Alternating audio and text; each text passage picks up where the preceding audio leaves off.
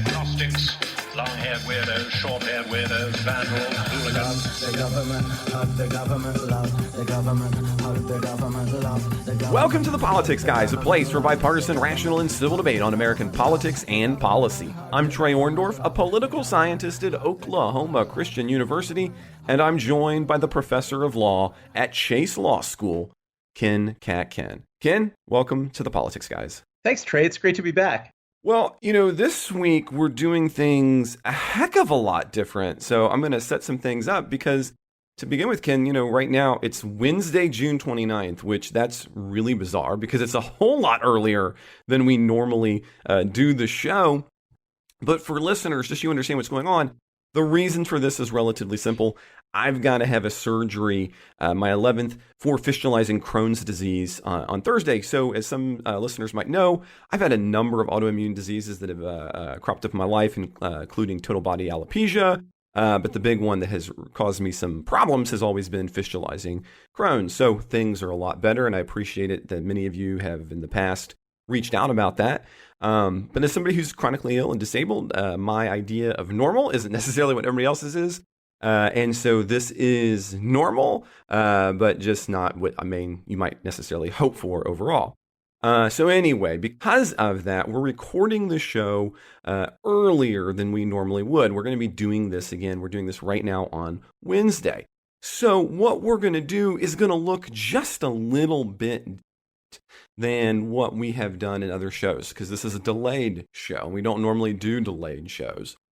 So we are going to look at some new things. We're going to talk about the January 6th updates that happened at the beginning of this week. We're going to talk about the Kennedy case, which is brand new to this week. But we're also going to go back and we're going to take a look at the Dobbs case. We're going to take a look at the New York case on the Second Amendment. And we're going to speak into, and we're not going to talk over, but we're going to speak into what's already happened with Mike and Jay. We thought it would be, these are such big cases, we thought it'd be worthwhile anyway to speak into them with four hosts rather than just having Mike and Jay do them. And so again, when we're talking about these things, we're talking about January 8th, just remember that we're on a delay. We don't normally do that delay. And so this is Wednesday, June 29th. So things might be a little bit different at that point. So we're going to have a brief break. And when we come back from that break, we're going to start with the January 6th updates. We're going to move from there to talking about the Kennedy versus the Birmingham School District. Then we're going to go over and talk about Dobbs and the Jackson Women's Health Association, and then the New York State Rifle and Pistol Association versus Bruin. And then we'll get to some other things if we have time. But that's what we've got on the docket. So we're going to take a brief break, and we're going to come back, and we're going to start by talking about the January 6th update. Ken, this past Tuesday, Cassidy Hutchinson testified before the January 6th committee. Now, Ms. Hutchinson, she was a top aide to the White House Chief of Staff, Mark Meadow. Now, there's all kinds of things that have come out of the January 6th committee as a result of her commentary, but one of the items that has, I think, brought on maybe some of the biggest attention has been her secondhand account that Trump was not only angry about him not being able to go to the Capitol, but that maybe he, in fact, lunged for a steering wheel to get it. And this has led to a little bit of its own drama behind the drama, as the Secret Service has contested, not that he was angry and wanted to go to the Capitol, but the kind of assaulting and or attempting to grab a steering wheel to make the officer take him to the Capitol. So they're kind of asking to be included in what's happening in the January 6th committee, and saying, hey, you can have any of the documents we wanted. Now, what nobody's having a dispute over is, of course, that Trump rage over it all, including, it sounds like, throwing his food into the wall, a little bit like a toddler, when he wasn't kind of getting his way. Additionally, the aide shows that the aides knew of the risk of violence on January 6th in advance. And further, Trump, it sounds like, according to the accounts here, knew that people were armed. As a matter of fact, according to Hutchinson, and I think this is going to be one of the big things we'll talk about, his response was this, quote, "I don't effing care that they have weapons. They're not here to hurt me. Let my people in. They can march to the Capitol from here. Let the people in. take the mags away, end quote. In this case, mags, he's not talking about magazines for weapons. He is talking about requiring people to go through metal detectors effectively. Meanwhile, Trump on his social media account, Truth Social, has lashed back at all of these claims in his kind of typical fashion. There is a lot to chew on, and there's more there than even that I've just briefly outlined, Ken. What would you like to gravitate towards first? It has to be the most riveting of the hearings yet, just in terms of the just shock and maybe luridness of the stories being told. I always think about things in from a legal context, I guess. And one thing I was thinking about this is there has been up till now, I think, a lot of skepticism about whether it would be possible to prosecute Trump for crimes. I think people were operating on the assumption that, all he did was give a speech. He's within his First Amendment rights to give a speech. If the people then marched and attacked the Capitol, he didn't attack the Capitol, and he could say that's not what he intended. So I think there had seemingly been a lot of concerns that nothing that he had really done would be enough to constitute a crime. I definitely think yesterday's testimony changes that he actually wanted to lead an armed mob to attack the Capitol and tried to bring violence upon the Capitol in order to interfere with the electoral vote count, which is a lawful function of government, and indeed in order to do a coup. I think it now meets the definition of sedition, and he's at really much greater legal peril than before of being criminally prosecuted for sedition. I'm glad you started there, because one of the things that in my brain I had been wondering about was an adjacent question to that, which is, right, this testimony, it's powerful. I think it leads to a fuller picture. But of course, as you bring up, you're kind of looking at it through a legal mind, and I couldn't help but think about it in terms of that as well. And in this case, though, I think the unfortunate thing is while I think all of this is well and good fact-finding commission for this committee, it may be more difficult. I was curious about your opinion on this, because most of what she's reporting isn't her reporting of what she was experiencing, but rather her reporting of what she was told of things that were happening and going on. So how might that play into, whether or not there could be further criminal case brought forward? Because I kept thinking, well, man, because you in general, you can't have hearsay when it comes to cases. No, but I don't think that's a serious problem, because the witnesses who have been, say, flouting the January 6th committee, or witnesses, including Ms. Hutchinson, including, for instance, the Secret Service drivers, who will be direct witnesses to a lot of events, they could definitely be compelled to testify in a criminal trial. Anyone who was a direct witness to events, the biggest impediment wouldn't be that big. It would just be that for some of the co-conspirators, in order to elicit their testimony, they might have to be given use and derivative use immunity, so that by forcing them to testify, it would make it harder to prosecute them. But everybody with relevant evidence could be forced to testify about it in a sedition trial of this nature. What about in the case of the Secret Service here, who's basically said, look, we're going to dispute part of this testimony already, and hey, why haven't you brought us to the January 6th committee? So could that be some of the reason we're not seeing behind? I mean, as a matter of fact, why is Garland not doing what he's doing? Could it be that it's a little bit more complicated than what was portrayed yesterday?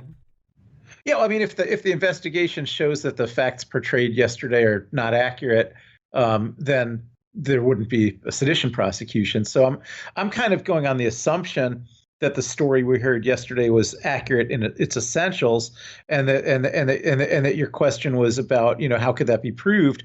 And what I'm saying is, if it's accurate in its essentials, it won't be hard to prove. If Okay. if it wasn't accurate in its essentials, then there wouldn't be a basis for a sedition prosecution unless there was some different basis for it, I guess. So that's all I meant to say. I didn't mean to say that with only the testimony of Ms. Hutchinson, Trump could now be convicted of Oh, yeah. sedition. But I meant to say that if the things she told are true in essence, then there's enough there that as evidence was introduced through witnesses with firsthand knowledge, he could be convicted of sedition. What do you think the actual likelihood? So, I mean, you were kind of indicating you think that it's more likely now to happen. But of course, in this particular instance, this is one of those unique circumstances where you have both politics and the legal system, I don't want to say colliding, but they're interacting certainly when it comes to these kinds of decisions. Uh, what do you think the likelihood is that Garland really wants to step into this, especially given that we've had two, and I recognize, right, that there is a fundamental difference between an impeachment proceeding and a criminal legal trial. But there is, of course, the political considerations that are happening there. What do you think about as you start looking at it from both of those angles coming together? Yeah, I think there's no doubt that, as recently as Monday, Merrick Garland's strong instinct was not to prosecute President Trump. I think his thinking was that the evidence could be explained away. That people who are sympathetic to Trump would see that evidence in a light favorable to Trump, and that it would be hard to get a jury to convict, and that a failed attempt would be seen as a politicized Justice Department. And I think there's just a million reasons he didn't want to go forward with this, but I have to believe that he's reconsidering that now because, again, if the story that Ms. Hutchinson told is true, I do believe that would be easy to get a conviction. And so the idea that it would be hard to convict Donald Trump of anything and damaging to the Justice Department to try if they're going to fail, I think some of that is a lot less true today than it was a couple days ago. I think now there's really an explanation of things that are just incontestably a crime. And so the all that's left is to just kind of have an investigation and adduce the proof to prove out the crime. Now, on the first-hand side of things, one of the areas where she was is both temper tantrum moment, but also, as she put it, around that 2 p.m. of that day when she's going into Meadows' office, or so her boss's office, to effectively say, look, we've got to talk with the president about what's going on. We've got to have something going on because in her view, right, you've basically got a couple of groups kind of competing inside of the Trump administration. You've got one group that wants some immediate action from Trump so that there is distance. You've got one group that wants to act, but they don't want to make Trump angry. They want to kind of keep him even keeled, or at least as even keeled as we can, given, again, the testimony that we were hearing. And then there's another group who kind of wanted to go the other way and say, look, we just got to deflect all of this. And in large part, in her words, kind of point fingers at Antifa. So in these moments where she's got she is the person in the room. What did you think about those portions of her testimony? I found some of that to be maybe some of even the most compelling because, again, she's talking in that first person point of view.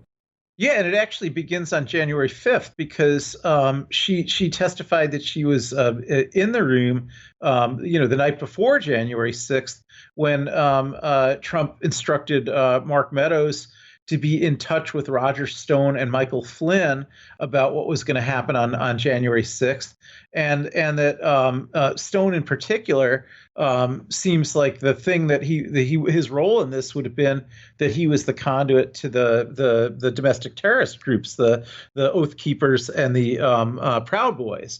And so she's able to say as an ordinary witness that Trump was trying to, keep his lines of communication directly open to those groups who were organizing to commit an attack on the Capitol, and that this was already in the works the night before. And then, again, I think she's also an ordinary witness to the business you talked about with the mags. I think that means like magnetometer, but those are, as you said, metal detectors that so that when people are gathering on the ellipse where he was giving his outdoor speech, and there's plenty of metal detectors there. Like people, it wasn't like the metal detectors were causing big delays that were keeping people out. The problem as he perceived it was that the metal detectors were keeping out people who had guns and wanted to come in anyhow.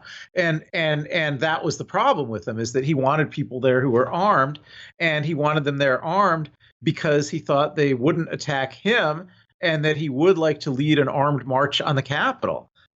She was an ordinary witness to some of that. She and other people were too, of course. Yeah, and she was an ordinary witness to efforts by some of the heroes of the story, like Northern Kentucky's own Pat Cipollone, to try to stop all this. Now, Cipollone has not wanted to talk publicly, or I think even privately, to the January 6th committee. But if there was a criminal case, certainly he could be subpoenaed, and I don't think he's got any fear of incrimination, but certainly he could be given immunity from that, and then he would have to testify. So yeah, I think a lot of these particulars really show a lot of planning for an armed assault on the Capitol designed to disrupt the electoral vote count for the purpose of overthrowing the government.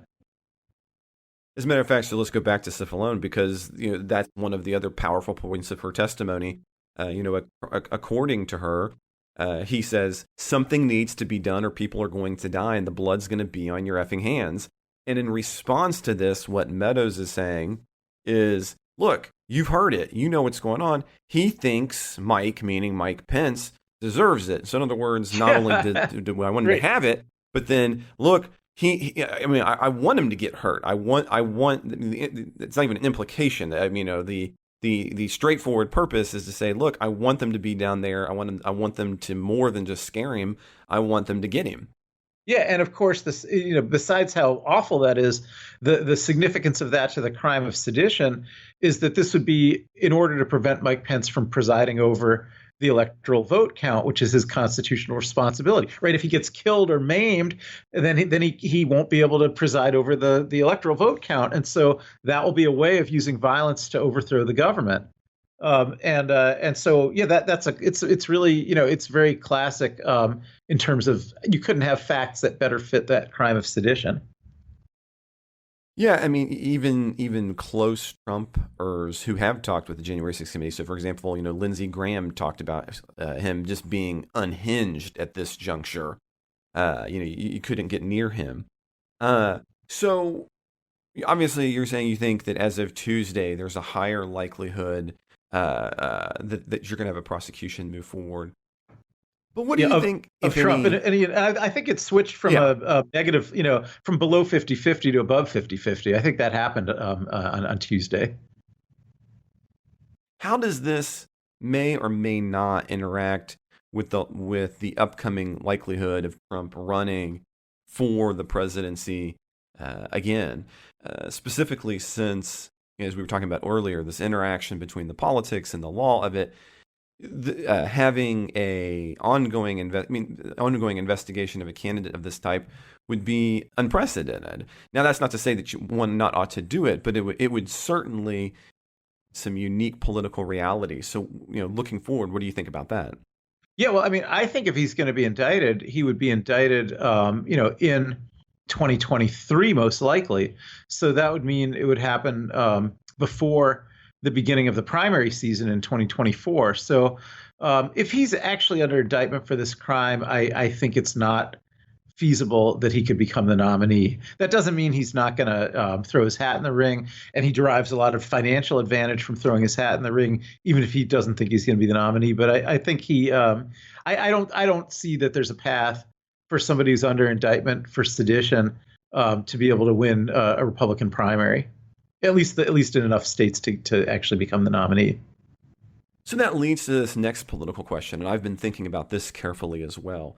You've got DeSantis in the wings, who's effectively the Trump without the a lot of the baggage of Trump. Yeah. And to use that, you have others in the Republican wings, some of which I would still policy-wise disagree with deeply, but and then others who'd be closer. But be that as it may, point being is you got a lot of people. So at this juncture, I mean, this could be a positive for them. I mean, one of the things I've continued to look at, and I think sometimes you found me to be more maybe overly optimistic about, has been some Republicans beginning to, in greater numbers, and by this I mean obviously elite Republicans, peeling themselves away a little bit from Trump, finding some distance from Trump.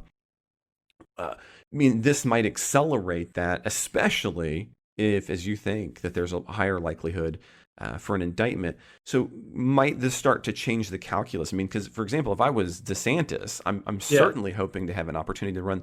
I would love to be able to have this be the thing that kind of tends to take Trump down and to throw any of my weight behind it I could without being overtly, negative towards Trump in a weird way. Yeah, I mean, DeSantis is the number one biggest political beneficiary of everything that's happening right now.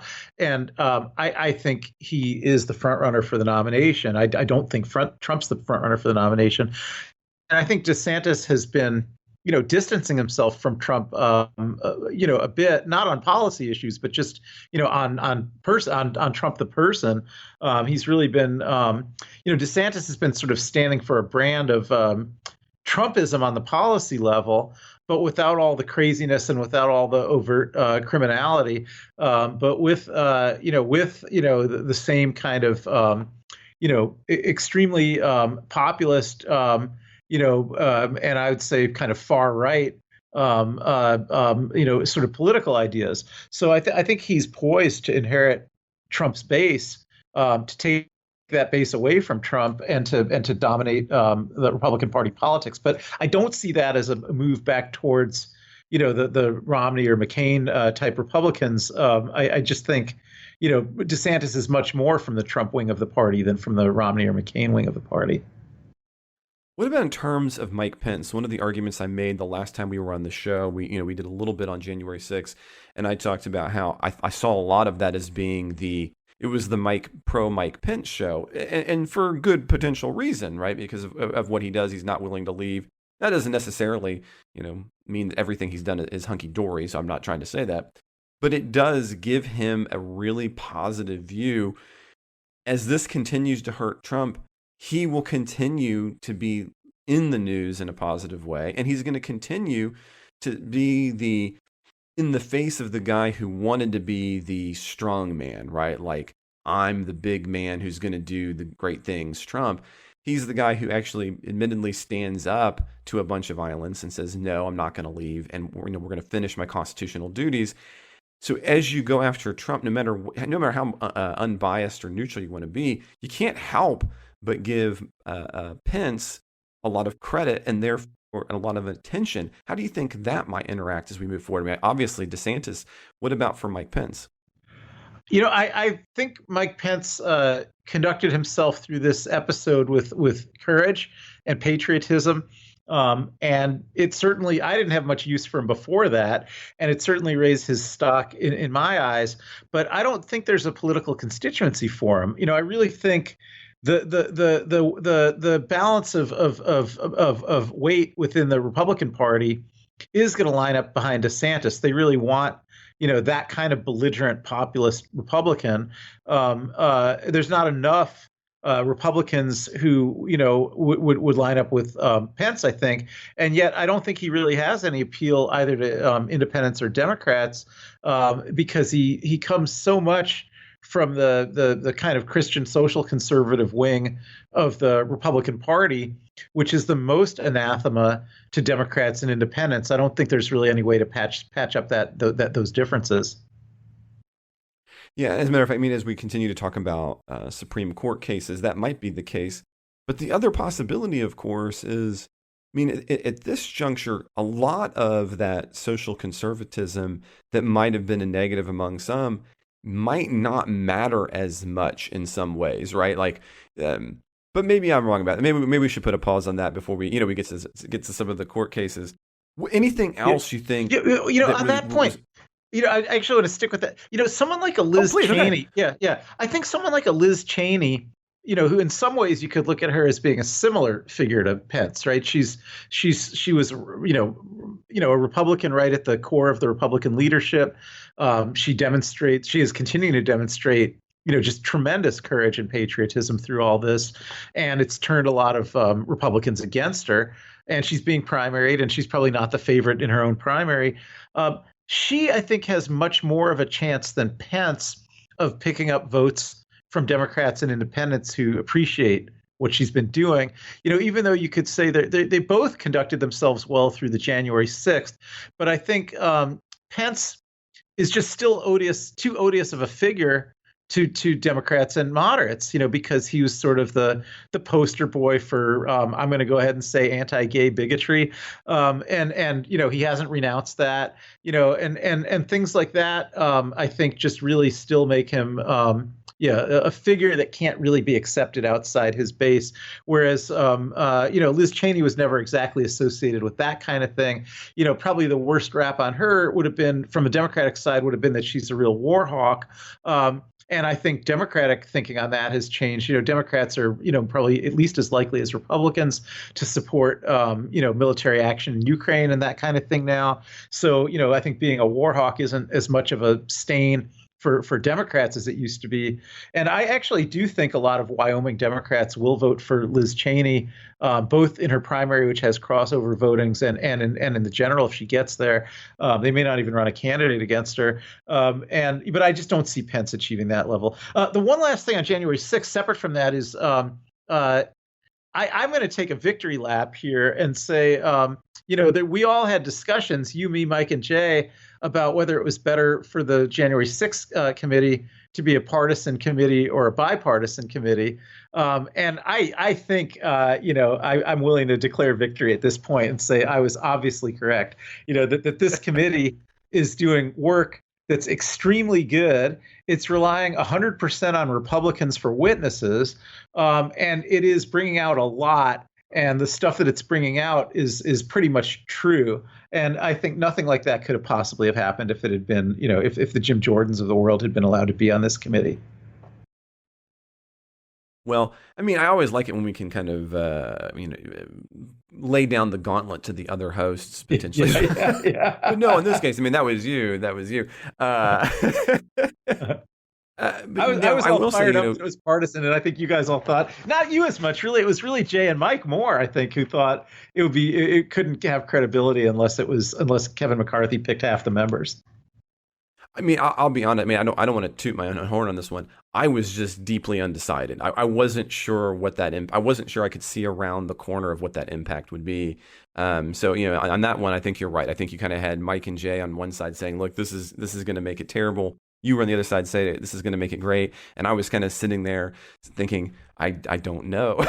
So I'd like to say that I was as brilliant as you were, but really I was just probably less decisive than the rest of the three of you. But that probably just goes back to being, that's the difference between being an academic and a lawyer, Ken, right? As an academic, I have to think about things for 5, 6, 7, 8, 9 years, and then I'll. But back to your point about Cheney and how she's going to compare to Pence. One little thing that I have done, it started anecdotally, and then I dug into the data a little bit that I think gives some credence to your idea that she's attractive to moderates and to some Democrats. And now, of course, we can't compare this yet, but so I'm connected with a lot of individuals in D.C., and so there's one. He's a really long time standing Democratic operative in D.C. who had kind of come out among a circle of individuals that he was going to contribute a sizable size of money to Cheney's campaign. And I thought, that's you don't see that often, right? So deep insiders don't generally give money to opposition party members. And so that made me just ask the question, well, is that an anomaly, or is there more to it than that? You got to be careful. Right? It's just one thing. If you take a look at her campaign donations, it does seem to be the case, if you compare it to the past, that she's getting a significant amount of more money from sources that she would not have in the past. So that seems to be something of a trend and not necessarily an isolated incident. Now, we can't compare that for Pence yet. But that would be one source where we could kind of test that hypothesis. But I do think it is evidence for your thesis that she is appealing to moderates and Democrats. Yeah, well, thank you. Yeah, I didn't know the evidence, but I just had this sense. I have changed my opinion about her to such an extreme degree. If she was my Republican Congress member, and I've never voted for a Republican in Congress, but if she was my Republican Congress member coming up for reelection now, I'd vote for her. But I think I still wouldn't vote for Pence. Okay.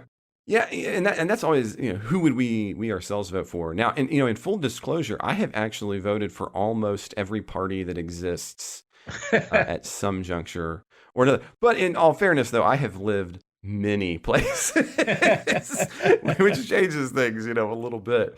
Okay, so what we should probably do then is we should take a break, and when we come back, introduce and chat a little bit about the Kennedy versus the Birmingham School District. So we'll just take a brief time out. We'll be back in just a moment. Okay, so Ken, I thought as we kind of jump into doing court cases that we'd start with the Kennedy case.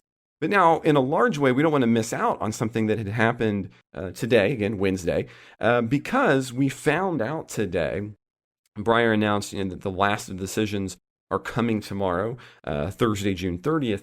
And so as a result, that means that tomorrow, Judge Jackson will be a judge on the United States Supreme Court and begin her tenure with the court. So this is the end of one court era and the beginning of another. Now, of course, in terms of total vote counts and how that's going to play out, that's not going to change anything dramatically.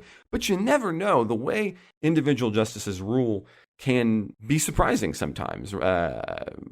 I have often, historically, when you look at the big cases, obviously nothing like what you're doing for law school, Ken, but you can be surprised. Especially if you look back and you think about like the Reagan appointees did not rule, I think, the way that most individuals thought that Reagan appointees would rule. Anyway, that's a rabbit hole. So, but the case we want to take a look at, and this is one that just came out this week, is the Kennedy case. Now, the basic facts of the case, I guess they're straightforward in one sense. They're a little bit convoluted in another. I'll run us through this since this is a new case. But what happens is Joseph Kennedy is fired from his job as a coach from the Birmingham School District after a protracted back and forth between himself and the district over his prayers / motivational speeches / the issue in contention. And we'll talk more about that. Specifically, what was going on is Kennedy did two things. One, he was on the 50-yard line immediately after football games that he was coaching. And eventually, students are going to come along. And as students come along, he's going to start giving religiously themed motivational speeches while holding school gear. Evidence suggests that what he's kind of doing is he's holding the school helmet, and then before he's praying, he's kind of giving a little religious motivational speech. And then they're going to pray, and then they're going to exit the field. Now, that's one of the issues. Now, at the same time, though, he also took over. Apparently, there had been this longer-standing practice for there to be prayers in the actual locker rooms, and he would take over and begin leading those. Now, those are the two things going on. Then, an imposing coach who was approached about joining them on the 50-yard line goes to the school district and tells them in one of the funniest bits of a court district. The testimony was this, that he thought it was cool that Kennedy was allowed to pray. And so the school district then kind of says, we recognize this, and determines that either it's too close for comfort or it is in fact a violation of the Establishment Clause, that is the separation of church and state. So the school district and Kennedy then have this back and forth. Now, Kennedy, in response to this, will end all of the prayers in the locker room, which, as the court had already noted, had predated him. And then he ended all of the religious motivational speeches at the 50-yard line. Where he ends up being unwilling to change, he seemingly will, but he won't, is that he says, look, I'm still going to have my short prayer at the 50-yard line away from students. The district would ultimately argue, though, that this still is going to risk constitutional liability under the Established Clause for what they see as being public religious conduct. Kennedy argues that this private, short, 30-second prayers are not government speech. They're not interfering with his duties, and he's not coercing anybody into doing it. And therefore, really what this is a violation of both his speech and exercise rights under the First Amendment. The lower courts would rule at the district. The Supreme Court would ultimately, this past week, rule 6-3 in favor of Kennedy. Ken, so we get the first crack at this case. What's your analysis? And let's start with the majority ruling. Yeah, so I don't like this case. I don't like this decision. There's a number of things I don't like about it. One is that in this case, the Supreme Court formally overruled a precedent in a case from 1971 that was called Lemon versus Kurtzman, and for the past 50 years, what's called the Lemon test that comes from Lemon versus Kurtzman had been the controlling. It had been a controlling test in religion cases. Now, conservatives tended not to like the Lemon test. There's a lot of opinions where it kind of gets ignored or sidestepped. So it's been being chipped away at. But this is the first time there were enough votes to formally overrule it. And not to talk in jargon, the significance of that is that before this Bremerton case, if a plaintiff could show that a government action had as its principal purpose or as its primary effect the advancement of religion, then that made that government action unconstitutional. And now in the Bremerton case, the court overruled that old test. So now it basically said government actions that in fact have the principal effect and primary purpose of advancing religion or advancing a particular religion can nonetheless still be constitutional. And the new test they sort of erected was, as long as nobody's being coerced into having to participate in some kind of religious ceremony or ritual that's not theirs. So the government used to have to actually refrain from trying to do anything that advances religion, but now the government only has to refrain from coercing people into doing something of someone else's religion. So that's going to mean that there's going to be a lot more opportunities for government to engage in religious speech, religious symbolism, religious proselytizing. And so I don't think that's good. I think, the separation of church and state has served this country extremely well, and that kind of knocking down that wall is going to lead to religious strife. So one of the, familiar with Lemon, I'm glad that you explained that for listeners, because, right, I mean, not everybody's going to go, oh yeah, Lemon, I know that test. Yeah. As I read the majority's opinion, one of the things that I had wondered was I wasn't sure that even under the Lemon test that necessarily Kennedy would have been in violation of that. What do you think about that? I'd like to explore that question as well, because one of the things we saw like last week with a couple of the cases was the court moved further with an overrule. As a matter of fact, Roberts made that specifically in the Dobbs case. Basically, look, we went further than we had to decide the issue at hand.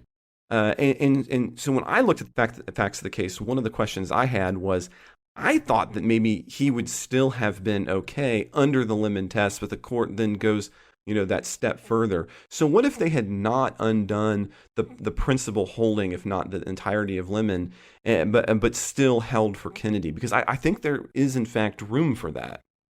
Yeah, I think that's extremely insightful, Trey. And so here's how I'd look at that. The big difference between this Bremerton opinion and the Dobbs opinion is that there's a separate Roberts concurrence in the Dobbs opinion, and you don't see that in the Bremerton opinion. And ultimately, true. I think the reason for that is that the way Gorsuch wrote the Bremerton opinion, he conflated the two kinds of arguments. So, there's the argument that, we're not changing any tests. It's just that these facts can be construed in a way where this religious speaker wins. And I think that's really the Roberts style argument, to argue that way, that we're not making any big changes. We're just following the law. We're just applying the facts to this case. It just turns out that the result goes the way conservative politicians want it to go. But that's just under all the old tests. And I think you've got this other wing on the court now that, is ready to make big changes. And so I actually think Gorsuch wrote this opinion in a way that does both, so that he didn't have to lose Roberts, right? That if he would have said something along the lines of, well, if we apply the Lemon test, then this prayer at the 50-yard line is unconstitutional. So we're going to overrule Lemon. If he would have said something like that, he would have drawn a separate opinion from Roberts. And Roberts would have said, no, no, no, no, you don't have to go that far. This could be reconciled with Lemon. So I think he avoided that by just saying both, and so the Gorsuch opinion, because it does give what I think is a fairly tendentious reading of the facts, which Justice Sotomayor strongly disagrees with that reading of the facts in her dissent. But under the majority's version of the facts, this coach is just simply engaged in purely private speech. That there's nothing any different about what he's doing than like if a student in the school before eating lunch, privately said grace to themselves in the lunchroom and then started eating. Something like that. It would be unanimous that the student has those kind of rights. And the Gorsuch opinion sort of tries to paint this that way. I think that's an absurd reading of these facts because nobody could have been on this 50-yard line, unless they were actually, connected, unless they were actually a player or a coach, on this football team. It's not any kind of place where, okay, everyone could just be there. It's really part of the athletic program to be allowed to be on this field. And there's an audience there, and it's a captive audience. And he's taking advantage of the fact that he's got this captive audience and that he's got this privileged access to the 50-yard line to make, part of the process of going to the football game be that you see it, end in the prayer. And so I feel like that completely implicates the use of his position as a coach, the school's facilities, the captiveness of the audience. It's totally different in my view than the kind of fact scenario where someone who's just in school wants to privately pray by themselves. But I do agree with your what you're saying, which is that the court didn't see it as different the way I see it as different. The court saw those two distinctions those two situations as being indistinguishable, and that this guy was doing nothing different than a student who might say grace before eating lunch, and that therefore, even under the Lemon test, that should be permissible. Well, one of the things that struck me, and you were getting at it here, so we'll start there, is I think one of the reasons, Sotomayor is writing the dissent. I think one of the reasons that you see the difference between Sotomayor and the majority, it's not the overt thing that they are talking about, although I think it's lingering in the background. I think it's a presupposition. And what I think that is the nature of prayer as as a religious expression. Because inherent in the Sotomayor reading is that if you're praying, that you are doing something that is targeted externally. And in the majority's opinion, there is a supposition hanging behind it. In other words, I don't think it has to do so much with the facts, but they're saying, well, prayer inexorably is not targeted externally. I honestly think there's a bit of a religious argument that's taking place here, but that's not what's coming out on the page. I was what you thought about that. Because again, I saw this in part as being individuals say, well, look, prayer in and of itself is an inward face. Ergo, you're not. Like, in other words, you were, I think, summing up Sotomayor's point perfectly. Look, you've got this captive audience. In other words, are they captive? Is the intention of that a captive audience, or is prayer, which direction is it facing? And I saw that as being one of the major decisions. Again, not in the actual text, but in those presuppositions behind it. I agree that that's exactly the useful way to think about what's being argued about here. I think it's a fairly one-sided argument, though. I mean, I don't see any purpose for a coach making it known that at the end of every football game, he wants the students who want to join him to have a public prayer on the 50-yard line while the audience is still there. I see nothing about that other than that's for the benefit of the audience, right? So I don't really see how that could be characterized as inward looking. Like that location, that place, that time, it's I can't comprehend it as being chosen for any purpose other than to inflict it on the audience. They could just go right back into the locker room and do that, and we wouldn't even be having a case. Well, yeah, I don't know if they could go back into the locker room and do it. I mean, one of the reasons he does, as you look through the facts of the case, he ends doing the thing in the locker room in part because one of the things the school district is asking him to do is to remove himself from having the prayer in the immediate vicinity players so as to reduce coercion in the words of the district in Yeah. their letter to him. So I don't I Yeah, might actually, disagree you're a right little about bit that. there because I don't think he could do that, right? I I think that's think why yeah. he said no to that one. You're actually right. I thank you for that correction. It's he couldn't do that in the locker room. Any student could do that in the locker room. So yeah, Yes. he's in a different position because he's he is the school, right? He's in his capacity as a government official there, and he's the voice of the government. But any student could do that in the locker room. And I think when he's on the clock working as a school employee in a public school, his job is not to lead students in prayer. That is, to me, a prima facie violation of the Establishment of Religion clause. So then on that front, and see, I would agree there. And so that's where I end up maybe agreeing a little bit with more of the majority than I thought I would at the outset, which is effectively once he backs away from the, hey, look, you're right. I shouldn't have the helmet. I shouldn't be giving a speech. I shouldn't be, encouraging any students to be here. And yeah, you're right. I know we were doing this before me, but we shouldn't be doing this in the locker room. I think that gives some credence to this point of view, saying, well, look, now I'm not acting as a government agent anymore. I'm just acting as a person who happens to also be at different moments a government agent. Say to that. How does he get on the 50-yard line? Well, I mean, of course, he's going to have a different access than other individuals, but I don't know if his location can be everything about it, right? Because if that is the test, as the majority rules, then you would set up and say, well, look, anytime you are on school grounds and you are a public official, you can't pray. Now I think you have a different kind of First Amendment issue. I mean, no? I agree with you that, I'll go back to the lunchroom example. If the teachers were eating in the faculty lunchroom and one of them wanted to say grace before lunch, I would completely agree they've got a First Amendment right to do that. But I think so it's not that no teacher or no school employee can pray in the school, but I think no teacher or school employee can use the leverage that they have to lead others in prayer in the school. And I do see that that's what was happening in this case. So at that juncture, you think that because he's doing it in that circumstance, it has to be therefore a prayer being led? Yeah, I think that's why he's doing it on the 50-yard line. And I think he's only able to get on the 50-yard line to do it because he's the coach. Well, now I agree with that part of the facts, right? That only the coach could be on the 50-yard line. But likewise, though, when you're trying to think about the rule that then separates, so I try to think of myself. Obviously, I work at a private institution now, so things are different. So I'm at Daytona State College again, and I'm teaching in Daytona Beach. So there's obviously locations to which I'm going to have access that others don't.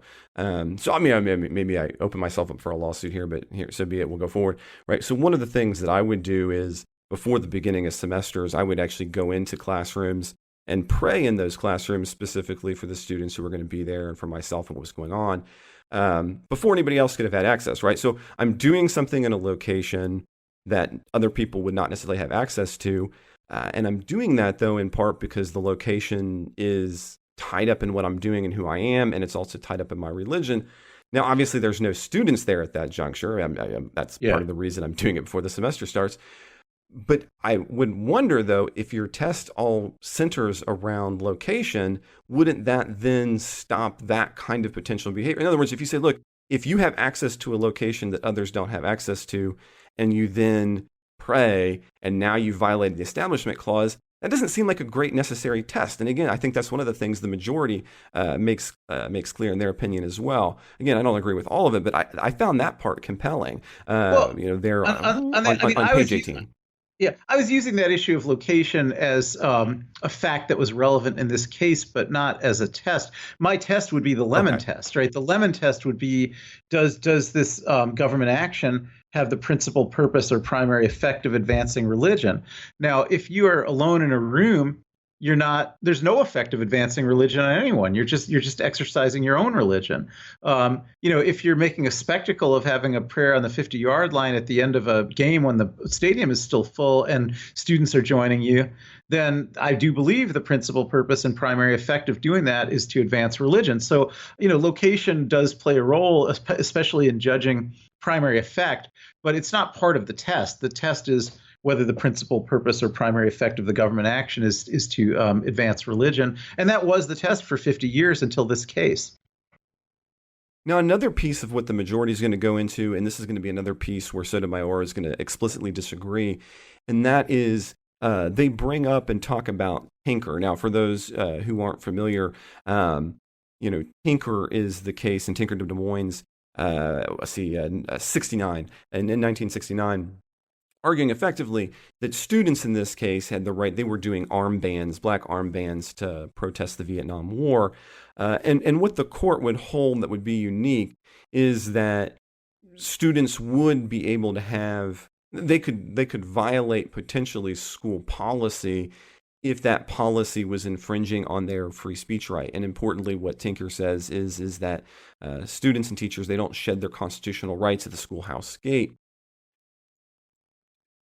One of the questions I'm curious about, the majority basically claims as you're moving along on that lemon test that we've chipped it away to the point where the Tinker wouldn't make sense anymore in context of the original reading of Lemon.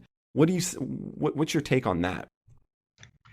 First of all, I do think it's a bad faith argument on the part of these justices, because the same justices that are in the majority in this Bremerton case are the same justices who've taken almost every single opportunity to side with schools against students in every case that comes up under Tinker that doesn't involve religious speech. So to sort of pretend that Tinker gives students any significant rights under the Supreme Court's current doctrine seems to me to actually be a bad faith argument from people who know that it doesn't. But if we would construct, I don't want to interrupt you all the way, but I do want to hit on that because that's, it's been, I think, a year ago, and I am blanking on the case, but we actually were the two who got to take care of it. The most recent ruling from the Supreme Court, in which case most of the same conservative justices were in the majority. It might have been all of them.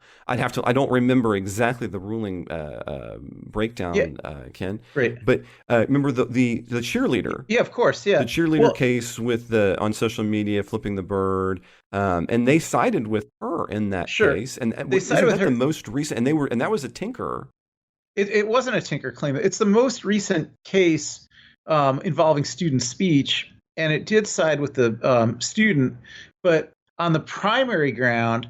That the speech didn't take place in school and didn't significantly affect the school.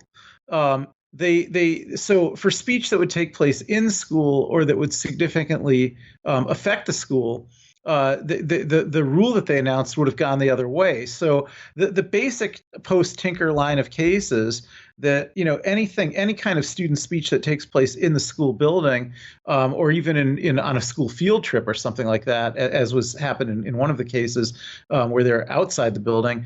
No students have won any cases like that since Tinker, and any cases that went all the way to the Supreme Court. So it's true that a student won the most recent case, but it was on the explicit ground that it didn't really fall within Tinker at all.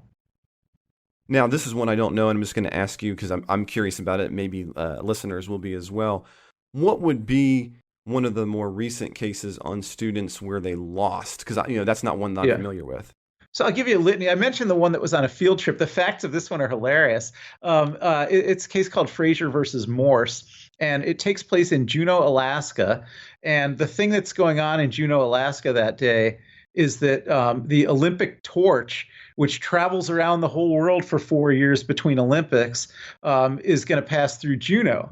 And that's enough of a big deal in Juneau that the high school kids in Juneau are all go on a field trip to, with the school, taken there by school bus. It's the school day, but they're not in the school. They're lining the sidewalks of Main Street in Juneau under the supervision of their teachers so that they can watch the Olympic torch come by. And the Juneau TV stations are out there covering it, and there's TV cameras and this and that. And just as the Olympic torch comes by, this high school student raises up a sign that he has, and it says "Bong hits for Jesus," and he gets disciplined for Oh, it. I Yeah, know that. Yeah, continue. Yeah.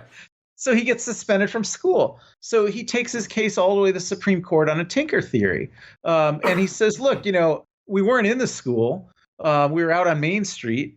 And I didn't disrupt any educational activity. It's not like the teacher was trying to teach anything, and it's not like there was a class discussion that I disrupted. We're just standing at a parade doing nothing, and nothing was disrupted by me holding up this sign. And what's the problem? Under Tinker, I should have a First Amendment right. And the conservatives on the court, and only the conservatives on the court, no liberals agreed with this, said, no, you don't have a First Amendment right to do that, because even though you weren't in the school, and even though there wasn't a class going on, and even though you're at a field trip basically doing nothing but watching a parade, the school's pedagogical mission includes that it generally teaches students that they shouldn't take drugs. And this sign, "Bong hits for Jesus," seems to encourage taking drugs. And so it seems to be contradictory to what the school's trying to teach. And so that undermines the pedagogical mission of the school. And so, students' First Amendment rights don't go to interfering with the school's activities and teaching. Now, that's an extraordinarily stingy case, but it's just one in a line of modern cases. Again, always with conservatives pitted against liberals. You don't see mixed outcomes in these cases. I could tell you about some others. There was a school newspaper case. And what was the name? All I can think of it as being the Bong hits for Jesus case, and I cannot think of its actual name. Fraser versus Morse. Okay. Fraser versus Morse. Yeah, there was another case a few years earlier where a high school newspaper, the student journalists were going to, they wanted to publish articles about students who got pregnant, and they were going to use pseudonyms for them, but they were interviewing students who got pregnant, and some of them had the babies, and some of them had abortions, and some of them kept the babies, and some put them up for adoption. And this was being reported, in a fairly responsible way by the students. And in fact, the student newspaper had a faculty advisor who was an English teacher, and he was very supportive of this, and he was helping them with this. And then at the last minute, the school says, we don't want people hearing that girls in this school are getting pregnant, so we're not going to pay to publish this issue of the newspaper. So the students gathered up money and just published it themselves, and were disseminating it in the school, and got suspended for that. And once again, they did not win on a Tinker claim; they lost on a Tinker claim. Again, that in this case, the school raised some privacy concerns about the privacy of the students being profiled, even though they all consented to being profiled, and they were only being profiled pseudonymously. But the court accepted that it was proper for the school to be concerned about those kind of issues. So, so you see, there was another case. I could go on about these if you're interested, but there was another case where there was a school election for class president, and there was a school assembly, and the student who was running for class president and who got to have a nominating speech, his friend goes up there to give the nominating speech, and there's some I would say fairly mild sexual double entendres in the nominating speech. The nominator, the nominator says, "Oh, I've got a friend, who's firm in his beliefs, he's firm in his ideas, and he's firm in his pants," and stuff like that. And that's kind of the way that, those kind of jokes. And there was a whole litany of them. So that student got disciplined for giving that speech, and he takes it to the Supreme Court and says, I under Tinker, I should have a First Amendment right to engage in this kind of speech. This was actually, I was an invited speaker to give a nominating speech. This is a political speech within the school context. I didn't even use any cuss words. I just made the speech funny. And the Supreme Court says, yes, but it's part of the school's pedagogical teaching mission to teach students, to take politics more seriously and to use appropriate language in political speeches. So this was contrary to the teaching of the school, and therefore can be disciplined. There really has not been a case since the 60s where any student has won a Tinker case based on speech that took place in school. And that's always with a partisan divide. And that's why I say it's a really bad faith argument for these conservatives now to raise that for a religious speaker and say that it's a free speech argument. Now, a quick question, though. I mean, we do during that period have a long period of liberals outweighing conservative justices. And I never thought about this, when I've taught or looked at this era. But wouldn't that mean that liberals had to have been not ruling in favor of students? And I mean, it couldn't have been a perfect partisan divide because a number of those decades you had more liberals than you have conservatives. No, that's incorrect. It was a perfect partisan divide, and you always had more conservatives than liberals. The last time there were more liberals than conservatives was right around when Tinker was decided in the mid '60s. But conservatives have had a lock on the majority since Nixon was president, and all of these other cases were in the '80s and '90s and into the early 2000s. Okay, I don't have any. I'll have to. I believe you, but now I want to go look at like the breakdown. But I don't know that off my head, so I'm never going to argue where I don't know. Yeah. What I will say though is that we have now come to the end of our supported preview of the Politics Guys. Now we're not done, right? So Ken and I, we're just getting started. As a matter of fact, we're going to get into a couple of cases that Jay and Mike did. We're going to effectively have a 4-person show delayed just by a few days, and we'd love for you to be able to join us. We're going to be talking about Dobbs. We're going to be talking about the New York gun case, and then we're also going to be talking about some elections and things. And we'd love for you to continue to be a part of that. But again, we're going to be ending our ad-supported view right here. And so if you want to get to the rest of the show, the majority of the show, what you need to do is to become a supporter. So if you want to become a supporter, you can do that by heading to patreon.com/politicsguys, or you can head to politicsguys.com/support. You can also even now get us on Venmo, where we're at Politics Guys. So if you want to continue the show, hear all of it, not have any ads, get some other cool things like being involved in Discord and more, all you have to do is head to patreon.com/politicsguys, or again, politicsguys.com/support.